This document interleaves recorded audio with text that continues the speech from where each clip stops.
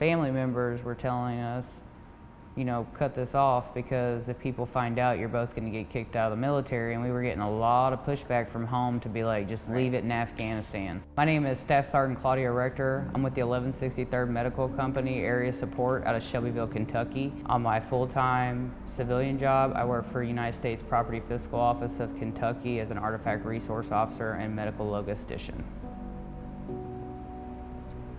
I am Jane Rothstein. I'm the wife of Claudia Rector. I have prior service, did about 9 years at the G1 as a 42 Alpha. I am a civilian now. I work at the G3 in DTS and DAMS. I guess it would have been, like when we actually started talking, would have been at Fort Dix, New Jersey in 2006. When we were pre-mobbing, getting ready to go to Afghanistan for Operation Enduring Freedom. Waiting in line to get gear. Waiting in line to get gear.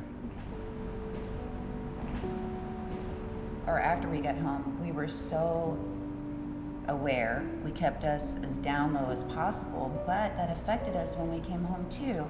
Even after things were lifted and we could be in the open, I was so used to hiding Claudia that I wouldn't even talk openly about her. Lots of theys and them. Yes, because just protection.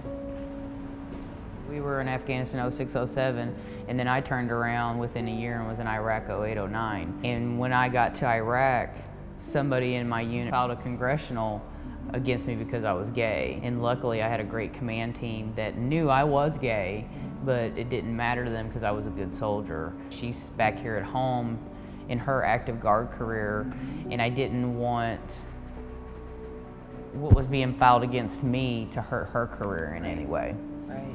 I mean, when you think about everything that we went through, we were together over a decade before we were able to get married and share insurance and share our children in that legal type of way. So it was always in the back of our minds, like when we went on vacation, even in a different state, Right. She wouldn't hold my hand Right. outside in public in like Florida or other places because she was scared that somebody was going to see us. And it always was amazing to me that she would jerk her hand away and be like, "What are you doing?" And she'd be like, "What if somebody sees us?" I'm like, "We are in a completely different state," but she still wouldn't hold my hand. And even to this day, I can go to touch her and she's still, and I'm like, "We're married now." And she's like, "Oh yeah, it's not a big deal." And so she'll hold my hand now. So it took us 16 years to get to the point where But I we're just started comfortable. referring to you as my wife. Yes, Probably she's within, only like, done that the last 2 years. Yes.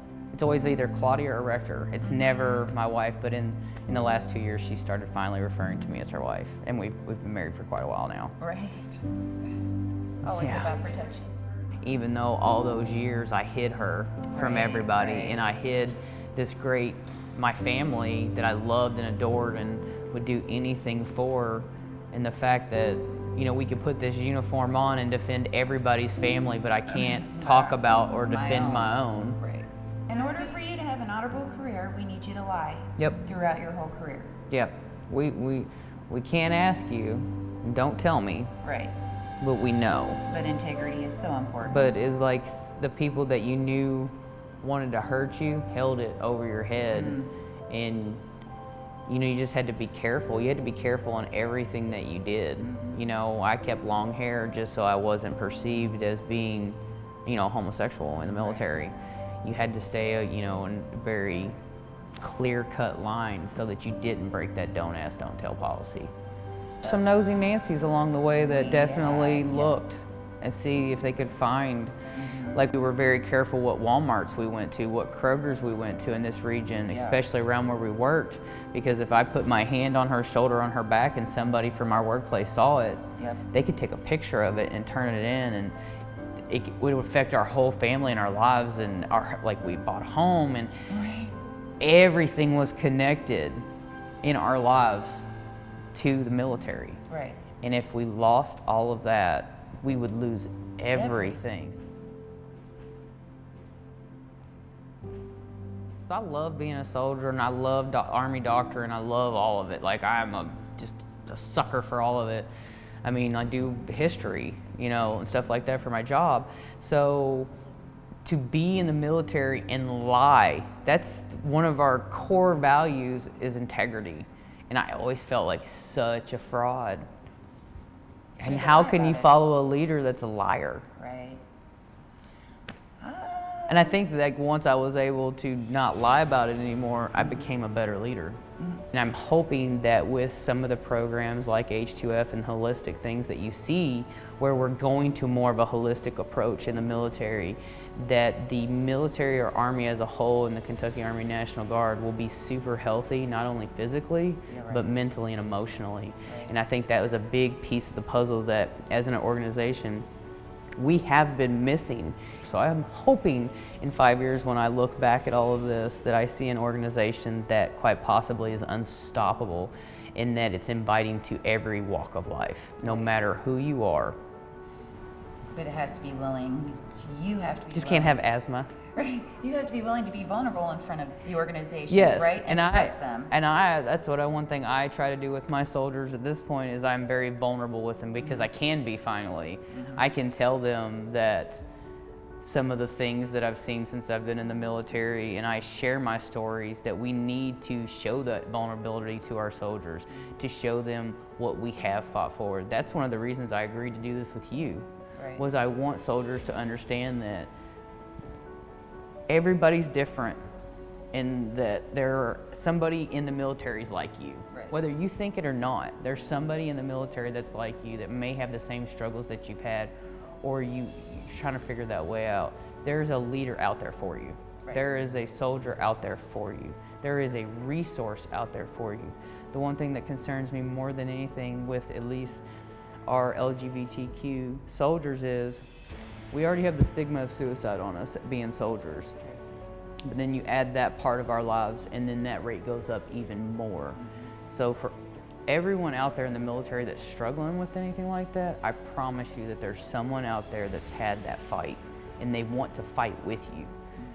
Just ask the questions. Go find your behavioral health. Go find those resources. Reach out. That's the big thing. That's the big takeaway for me.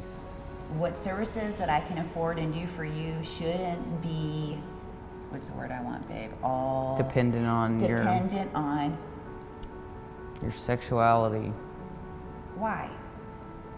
Literally has nothing, that's how I look at it, has nothing to do with it. So today I still wonder sometimes if when people are addressing me or vice versa, is that the first thing that they see with me?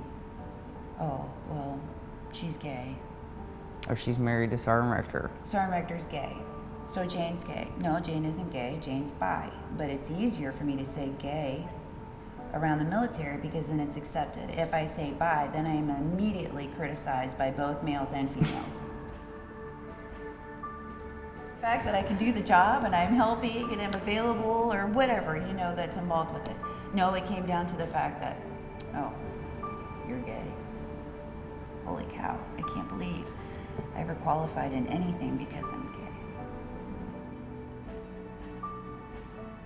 At least like with this younger group, I'm hoping with them, Right. they'll be better. Just like with our kids. When we have kids, you always say, well, I hope my kids are better than me.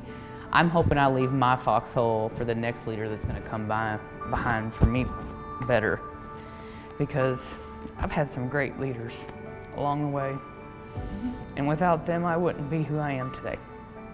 For Right. sure. Right. Just because of our sexuality does not hurt the way we do our job, how we raise our family, or the things that we do in our day-to-day lives. And there are so many soldiers, even to this day, that are still scared to come out because they don't know who's watching them or what's going to be said to them. Right.